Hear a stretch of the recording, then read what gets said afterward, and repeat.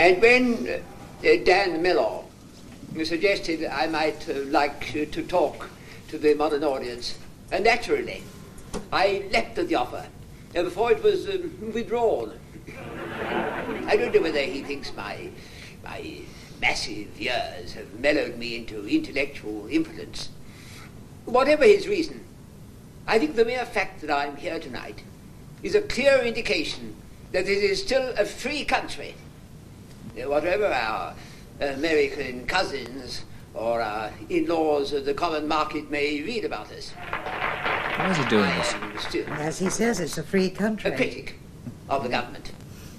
I still feel there are many people in the administration who perhaps are enjoying greater powers than their intellectual capacities warrant.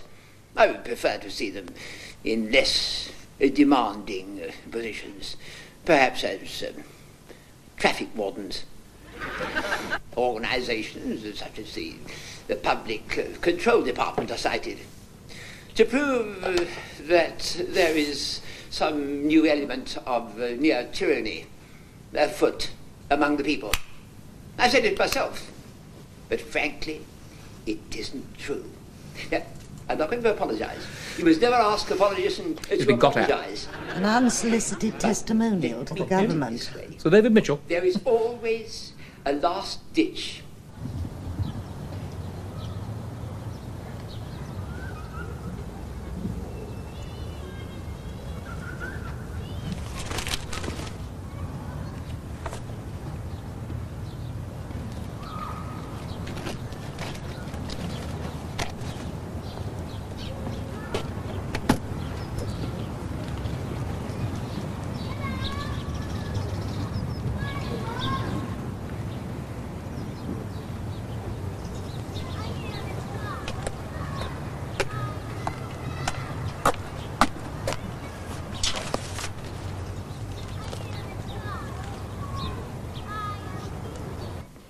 Since I have retired, I have come to the conclusion that this government is a democratic government which I had not appreciated.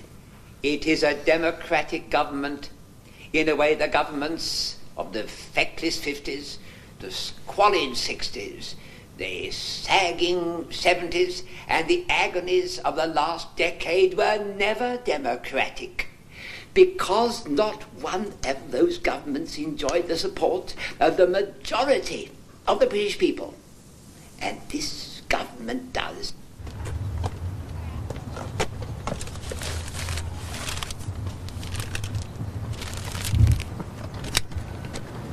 (706) to West End Central. Go ahead, 706. I'm in Holland Park. I think I've found another one. I say the British people are now enjoying a freedom I have never previously experienced. Our country is in good hands because it is in the hands of the British people. That speech by the Right Honourable Sir David Mitchell, former leader of His Majesty's Opposition, will be repeated in Politics Today. Do you think he was bribed? The PCD slipped him an envelope.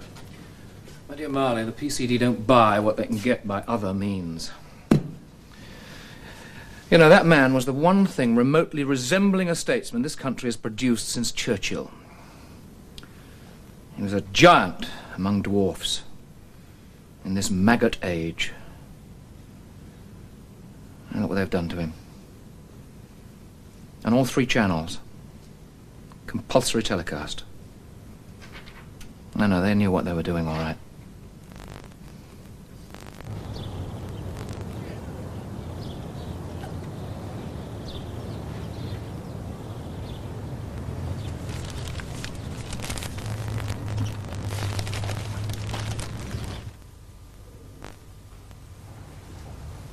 It's being collected.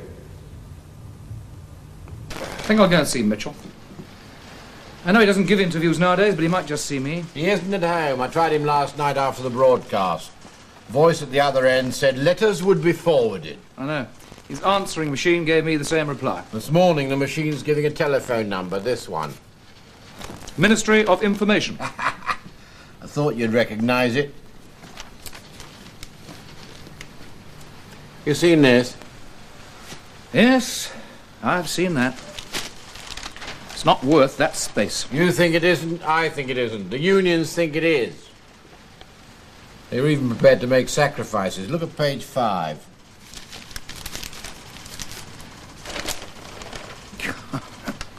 Tits across 3 columns instead of 4. All to make more space for the thoughts of Sir David Mitchell. Late last night, the union told the editor that this story was so vitally important that unless we gave it proper treatment, they'd be so upset, they'd be unable to set the rest of the paper. It was all I could do to stop it being the lead.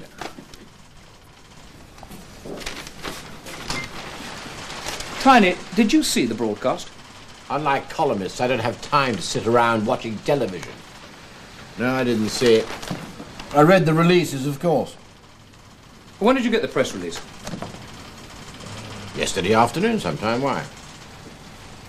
Do we know when Mitchell made the broadcast? No idea. Has anybody compared the broadcast to the press release to see if anything's been added? Molly? That Mitchell broadcast. How close was it to the press release? It was identical. Oh? I counted 5 ad-libs and they were all in. Even the applause was in the release. Hang. They weren't taking any chances, were they? I took one. I saw it. So did somebody else. The fake broadcast. Those who saw Sir David Mitchell on television ought to know that the broadcast was a fake. There was no audience. Where'd you get this? You're not the only one with untraceable contacts. Sharp-eyed viewers will have noticed at the start of the broadcast Mitchell had nothing in his breast pocket. By the middle, a handkerchief had suddenly popped in there. And by the end, it had disappeared again. This is because it took several weeks to prepare this fake transmission. A facts reporter saw it a fortnight ago. Facts. I've never heard of facts. Says it's number 3. Well, they start on number 3 just to encourage themselves. Yeah. Or they're building up a distribution system. I put it in a file marked eccentric publications from the underground that never see the light of day twice. Tiny, where did you get it? It was dropped in here yesterday. Marked personal. I'd like to find out who published it. So would the PCD.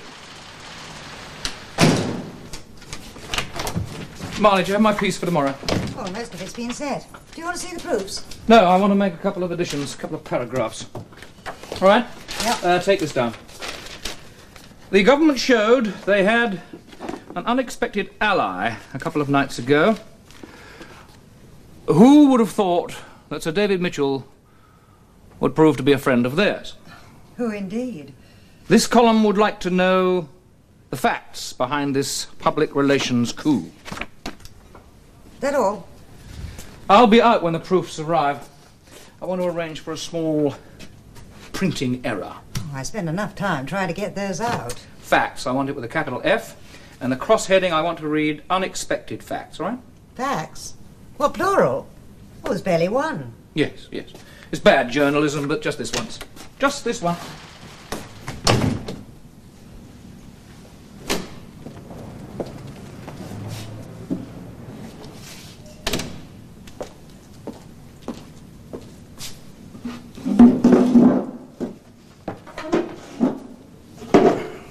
I'm not saying anything until I've seen a solicitor. Of course, sir. If you'll tell me his name, I'll get in touch with him straight away. Or perhaps you prefer to do so yourself. There's a public phone in the lobby you can use. I haven't got a solicitor.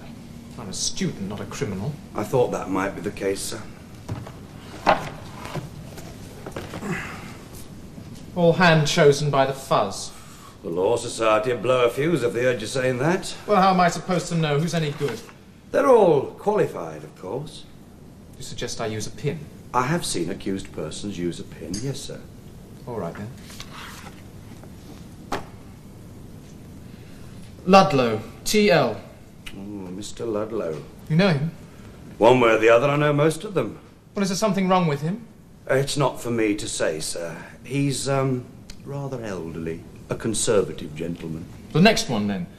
Luff, HPG. Oh, Mr. Luff. A very good choice, if you don't mind my saying so. A very sound gentleman. And would you like to phone him, or shall I? I'll phone him. As you like, sir. It's just that it might be a bit quicker if I do. Technically, you'd have to phone the office, and then they'd have to check back here that it's not a hoax. Then you'd have to phone them again to be told where he is at the moment, and... You do it, then. Very well, sir. I expect he'll be at the Ombudsman's Court. That's where he is most mornings. Shouldn't be long. No reason to keep you waiting.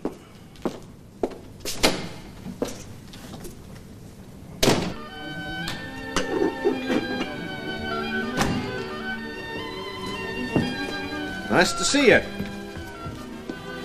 Cheers. Rumour has it that in the old days it was the personal conversations people minded being overheard. Are you alone? Huh? Oh, I'm clear if that's what you mean. What still gives me hope is that our superiors are so incredibly inefficient. Yeah, facts. You've seen it? Of course. It's all over London. One in every pigeonhole in the Ritz with the Morning Mail, or so my better-heeled mates tell me. Now, did you see this broadcast? Mm-hmm. Did you record it? Yeah. Would you mind playing it back for me? All of it? I want to see this disappearing handkerchief, the one that keeps popping in and out of Mitchell's pocket. I've just been having a look at it, actually. Didn't you record it? No, I wasn't home. Well, everybody records everything out of force of habit nowadays, anyway. Yeah, well, all the video recording blokes at our office are PCD moles. Well, let's start fairly early on, then. The culmination of a series of disasters which were presented to us at the time as masterly escapes from certain death.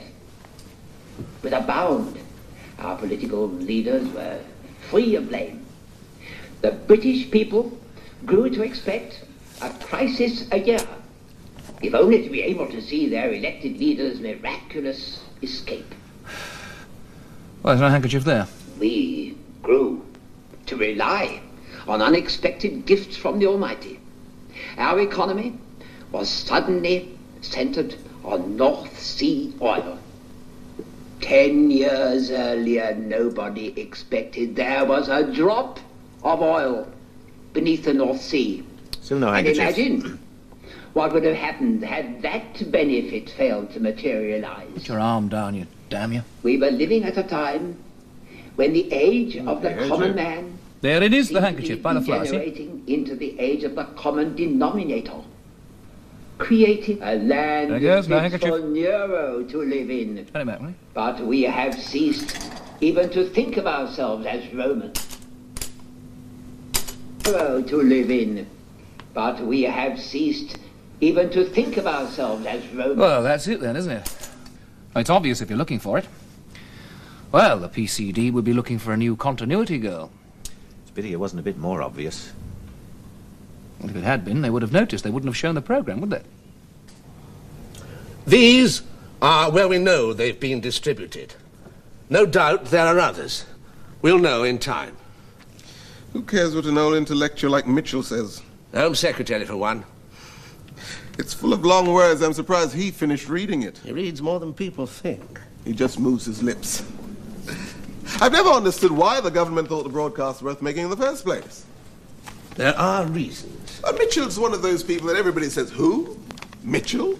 Is he still alive? Whatever happened to him? Now, this is confidential, supposed only to be known by controllers, not even deputy controllers of this department. You may have read that the Anglo-dollar is now grossly undervalued, that the only reason we still have inflation is because of a conspiracy by international bankers. We've read it. Well, the Prime Minister is very shortly going to Washington to get a multi-billion loan from exactly those international bankers. He's been warned by the FBI that there will be demonstrations all the time he's in the States by those American Freedom for the British nuts. Oh, why don't they rattle their own skeletons? Why, indeed. But their demonstrations are going to look very, very silly now that their great freedom hero has come out in favor of the government, which is why it is very important that there must be no more issues of this. Now, let me see if I've got all this straight. Your plea is that you found this parcel of leaflets in a rubbish bin. You weren't looking for it, and you weren't expecting to find it. Well... And I know nothing about where they came from. Yes, of course. Well, now we have to consider what the prosecution might say. I should expect they'll argue that you knew all about the leaflets. And I'll deny it. Yes, I'm only playing devil's advocate. On the other hand, if you said that, yes, you were expecting to find something in the rubbish bin, but didn't know exactly what, they might well drop any major charge and just say that you were an accessory after the fact to a breach of the Newspapers, Printers, and Reading Room Repeal Act of 1869. I've never heard of it. It's the act that says that all printed material for distribution must have the printer's and publisher's name on it. Well, there's certainly no imprint here. You said something about major charges. What major charges? I'm told this leaflet is printed on national issue newsprint. Now, if it's illegal, and I don't think that's in dispute, then presumably the newsprint was stolen in the first place. A theft from the government can be a very serious offence. I didn't steal the paper. Somebody did. That's what the prosecution will say. They'll say that whoever published it ought to have asked for a paper license. And you think whoever wanted to publish this leaflet, if they asked for a paper license, they'd be given one? The law says only that the publication must be in the public interest. It was passed years ago to stop money going abroad to purchase paper that would be used for printing pornography. Pornography? The newspapers, magazines are full of nudes. Because surveys proved that was what the readers wanted. But not hard pornography. The culture inspectors are very insistent on that. I'm pleading not guilty. I didn't know anything about the leaflets. I wasn't trying to distribute them. And I don't see why I should be charged with anything. Let them prove otherwise.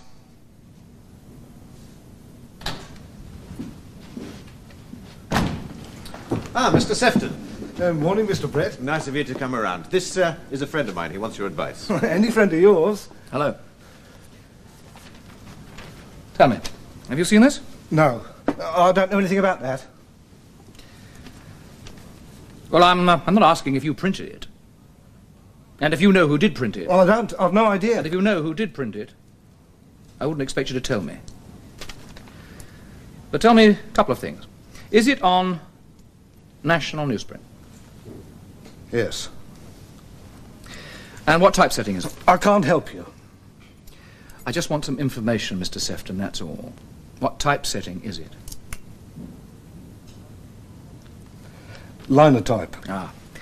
Well, that means it didn't come from one of the national newspapers because they use phototype setting.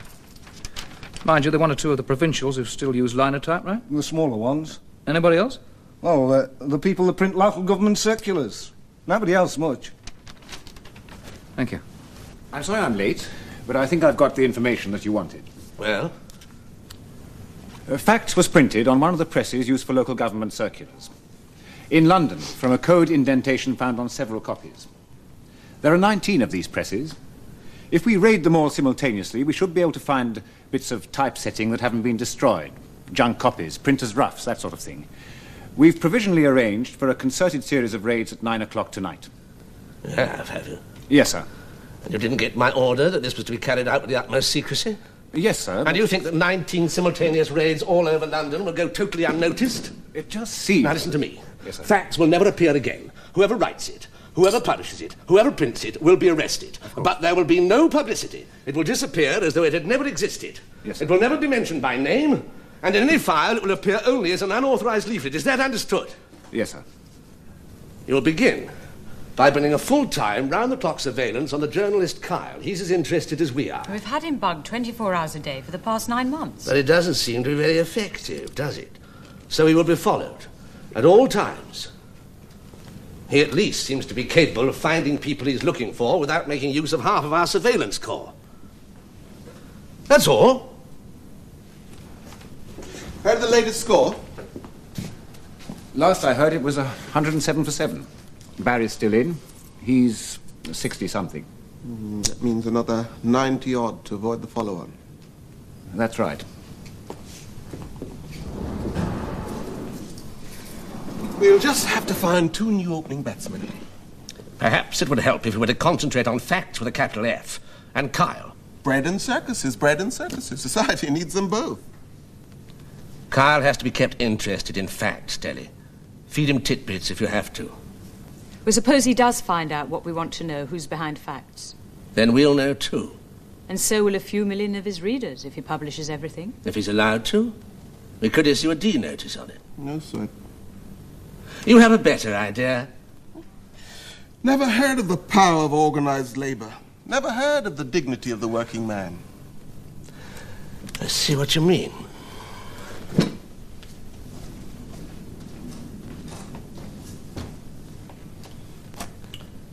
Get me the General Secretary of the Typesetters Union. My colleagues in the department are becoming increasingly neurotic about an underground sheet called Facts, not to mention your interest in them. Its promoters are a prime target. Some students already in custody, and Scarden has ordered you be put under 24-hour surveillance. Not that they'll ever learn to keep the tabs on you. I hope, for my own sake. Be careful.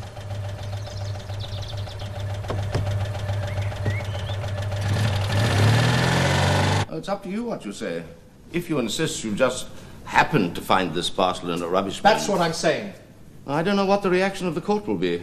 Look, I was stopped and searched by the park gates. They've no right to do that. Oh, in a way they have. It goes back to the Suppression of Terrorism Act of 1974.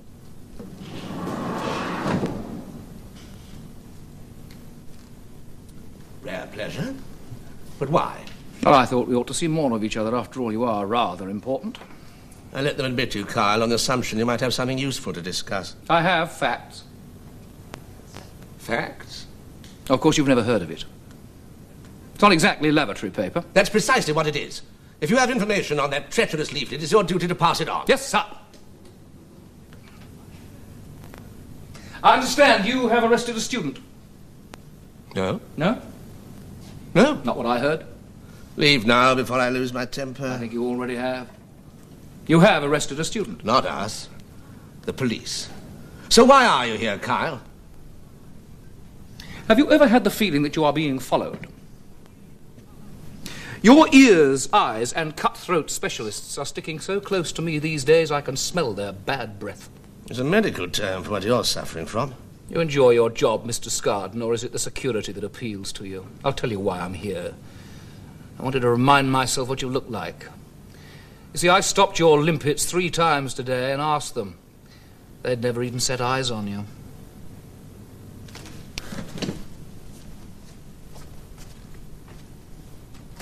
Deli Lomas. Come through, please, Miss Lomas.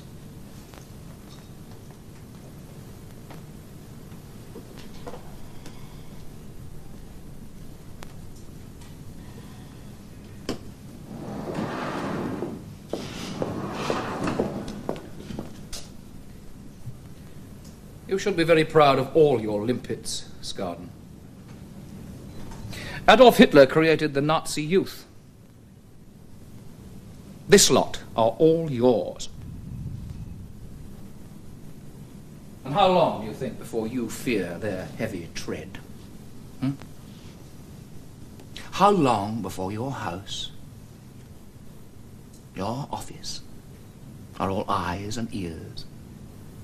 Your friend seems to be showing signs of stress, Deli. He's in line for a heart attack, seizure, delirium at the least. I don't want him filming about all over my carpet. I'll tell you what I'll do, Scarden. You tell me exactly where you're keeping the student, and I'll tell you all I know about facts.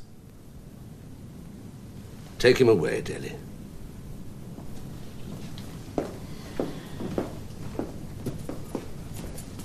What do you know about facts? It's written in English, and its readership is growing.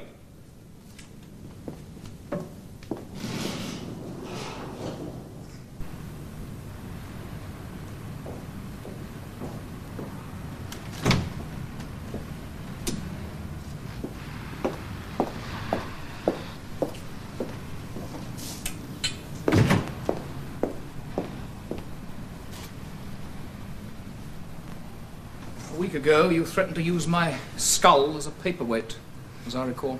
You were up to your neck in a plot against the state. I was researching a story. Your skull's intact. You should complain. And you didn't really mean it after all. I was angry. Beware of angry PCD, ladies. They are lethal.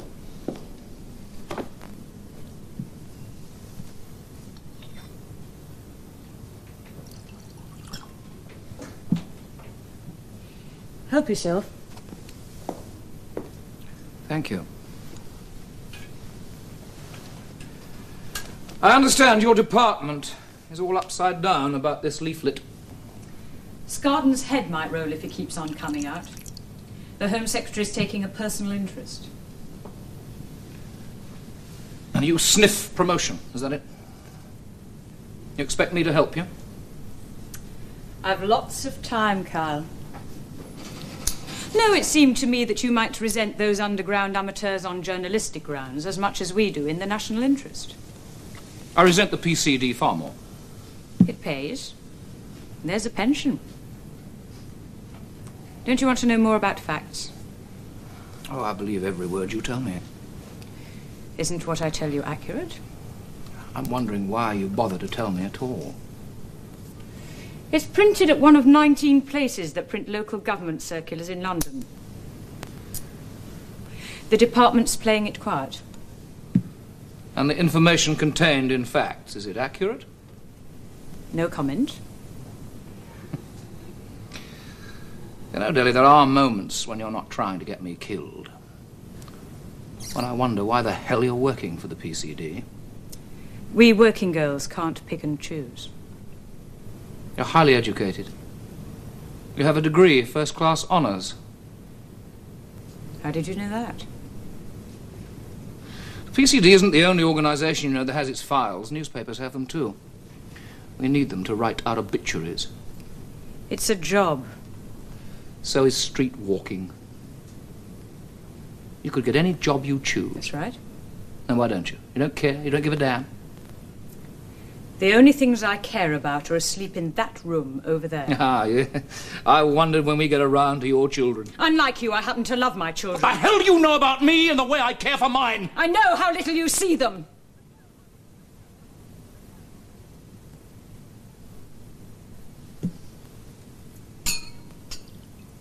I know what it means, not having parents like other children. In your case, one parent. That's right, one.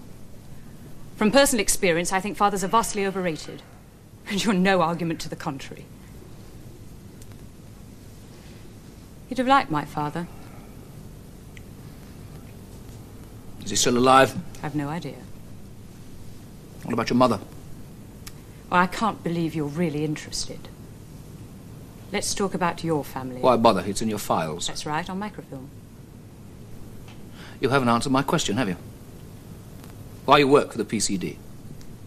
And you haven't worked it out. No. I wanted 2 children, and I wanted those children to have every chance that was going. I see. No. You don't see.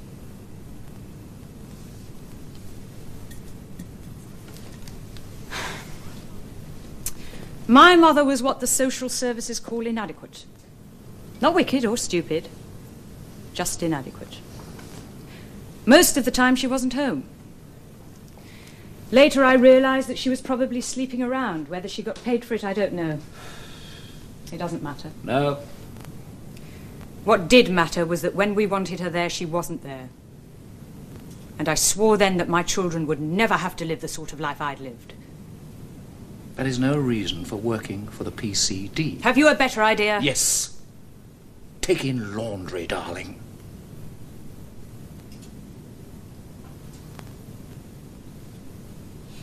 The school I went to, the teachers couldn't teach. And the children didn't want to learn. My children will go to the best comprehensive school in London. Well, of course they will. You live in the best district. And why? Because my flat comes with my job. So I don't give a damn what people think of what I do. I'm giving my children everything I never had. And that's all that matters to me.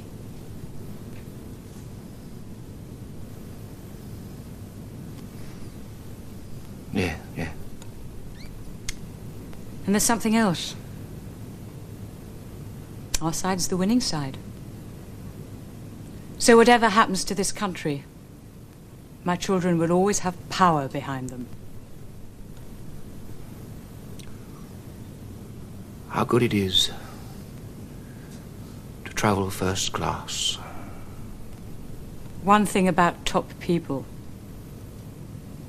we know how to look after our own.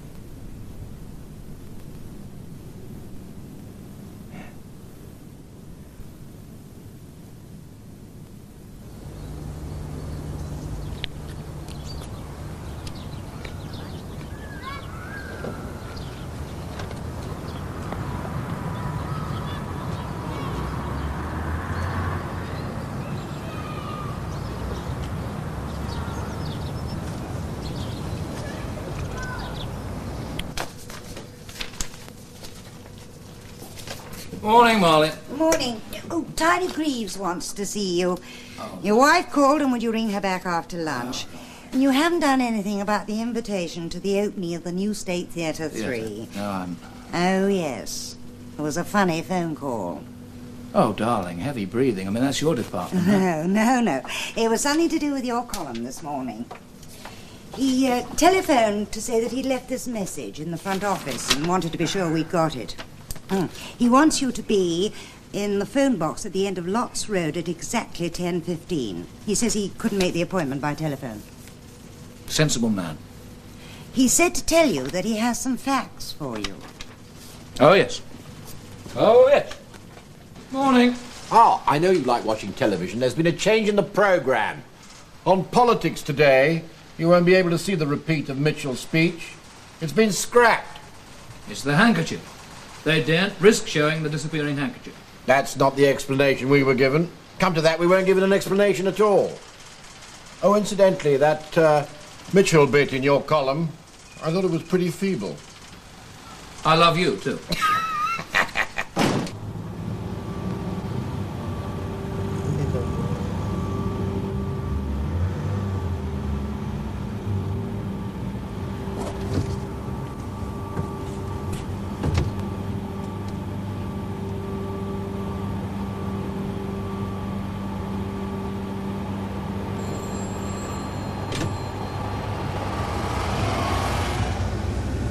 Listen carefully. Be outside the National Film Theatre at midday. You will carry a newspaper under your left arm. Someone will approach you and ask if you've heard the latest test score, and you will say that as far as you know, England have to follow on.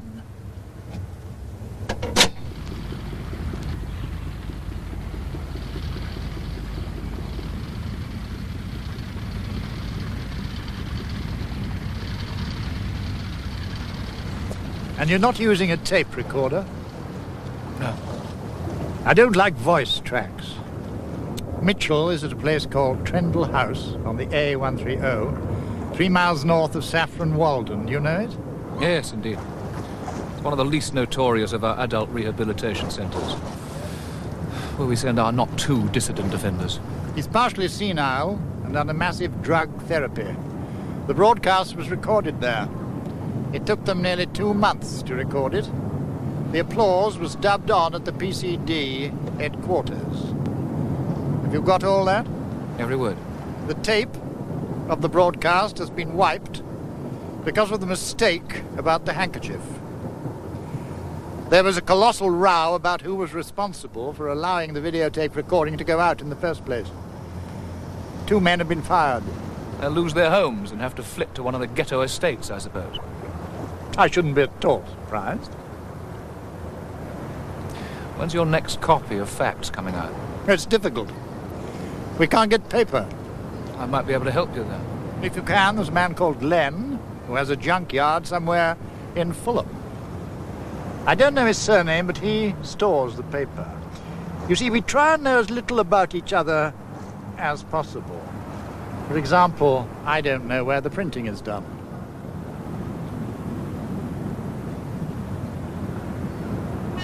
I think we shall have to find 2 new openers, a middle-order batsman, and a genuine off-spinner. I'll be in touch if I've anything else.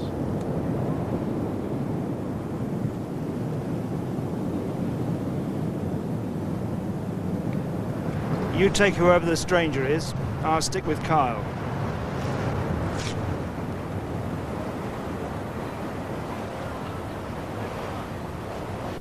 They're all timed and dated. They can't pretend in court they never met. But you don't know who he is? Not yet. We could only put 1 man on him. The other had to stay with Kyle. He knew what he was doing. He switched taxis twice, then took a tube to Oxford Circus. Where you lost him? Yes. But we got some fingerprints from one of the taxi doors. Of course, there were quite a lot of prints, but we're sorting them out. We've also got the computers running a check on identity card photos. Then we'll run them through the computer. We can find out who he is. It'll just take a little time. We haven't got time. One other thing, sir. Kyle immediately collected his car, and he's now driving north up the A130.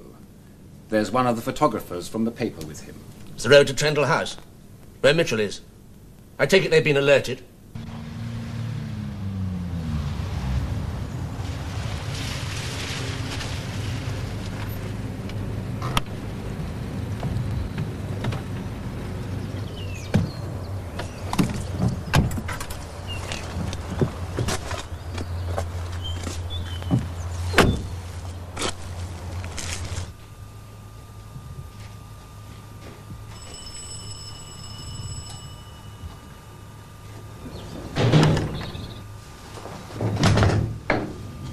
Can I help you? I imagine, sir. I'd like to see Sir David Mitchell, please. Sir David? Mitchell. I understand he's staying here. No. Well, I think he is. Would you mind checking, please? There's nobody of that name here. Good morning.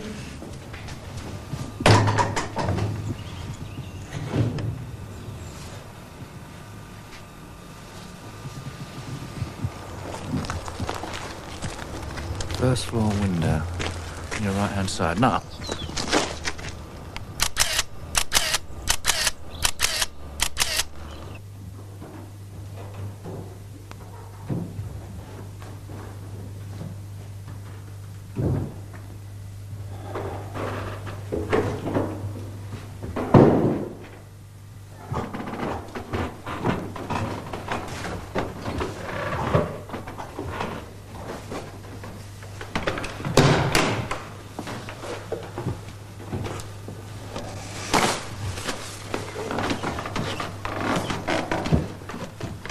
All right, Doctor, where is he?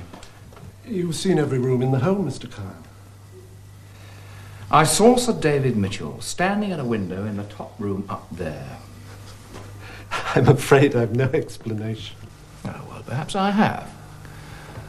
I look into the room, I leave it, and you move him back in. But why should we do that? I think you must have mistaken someone else for this. Fletcher, did you say his name was? Mitchell. Sir David Mitchell, and I saw him at the window. Well, it seems quite a mystery, doesn't it? Tell me, Mr. Kyle, have you had this experience often of seeing people and then not being able to find them?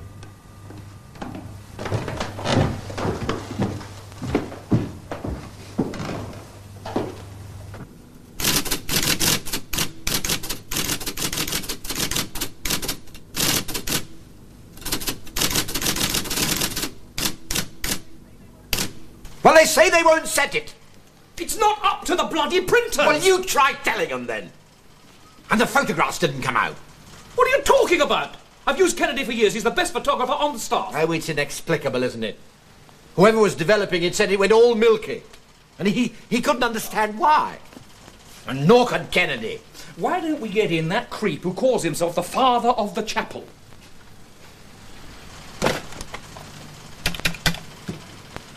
Graves here. Could I speak to Mr. Williams, please? Oh. Yes, if he could. They're having a union meeting. He'll ring back when he's free.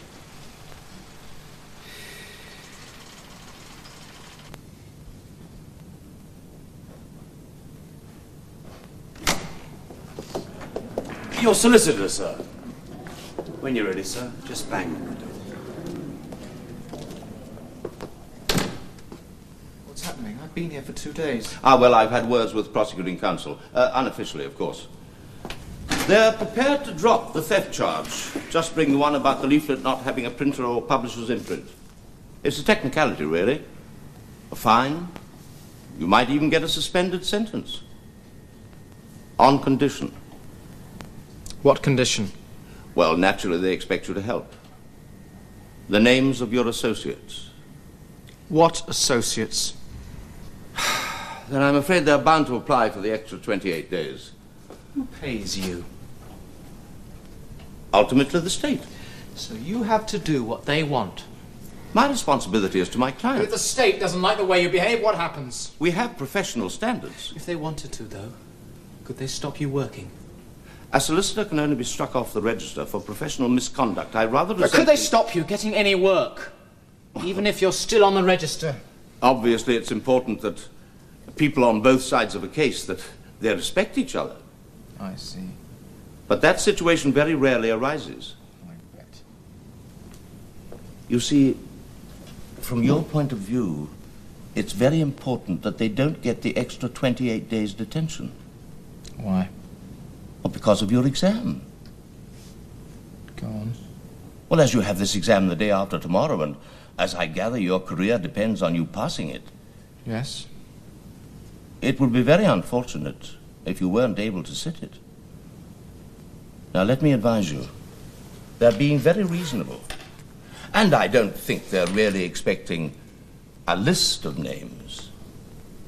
Now, as your future's at stake, I'm sure I can persuade counsel. A gesture? Just one name?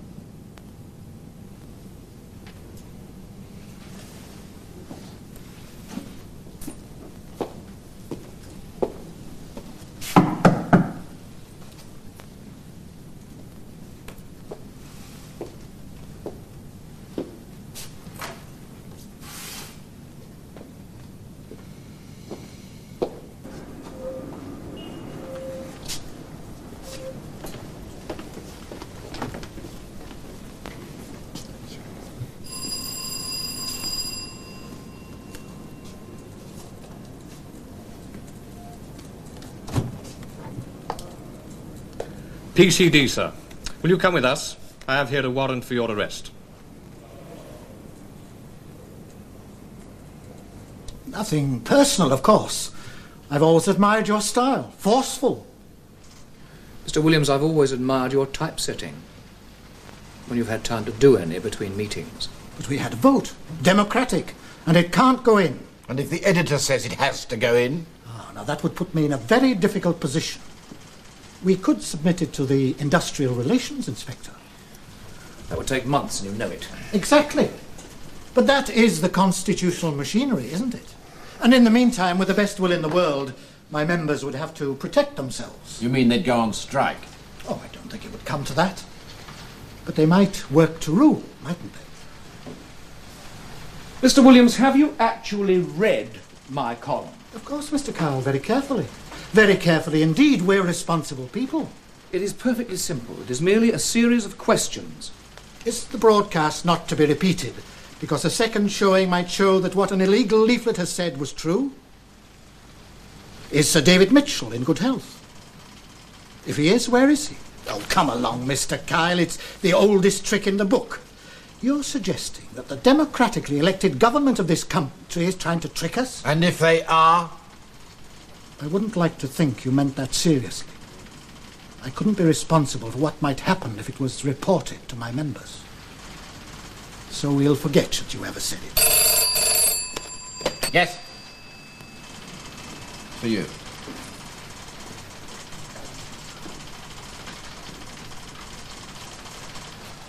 Excuse me. Yes. Ah, got you at last. Well, not really a story, more just keeping you posted.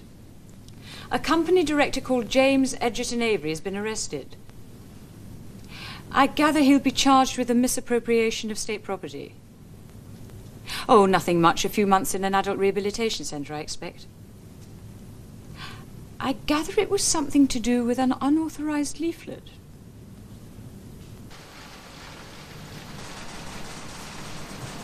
Thank you.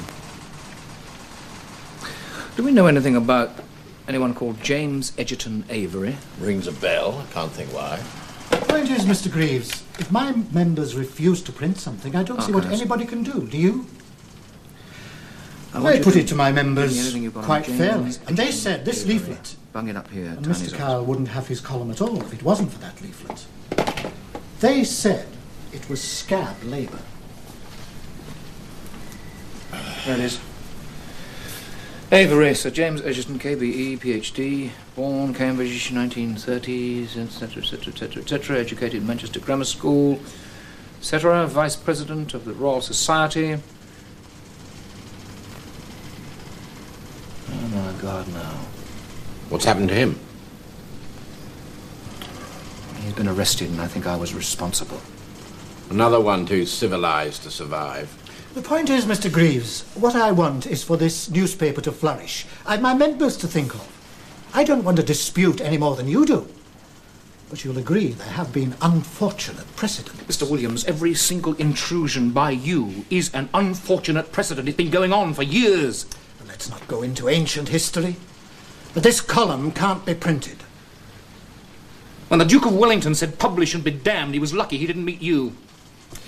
I'm glad we've been able to settle this without any unpleasantness. I'll be off. I've work to do. We don't want the first edition to be late, do we?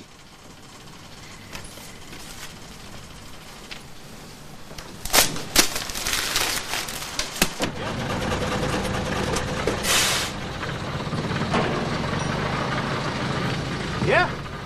Looking for someone called Len. That's me. I got a load of scraps for you. Oh, yeah?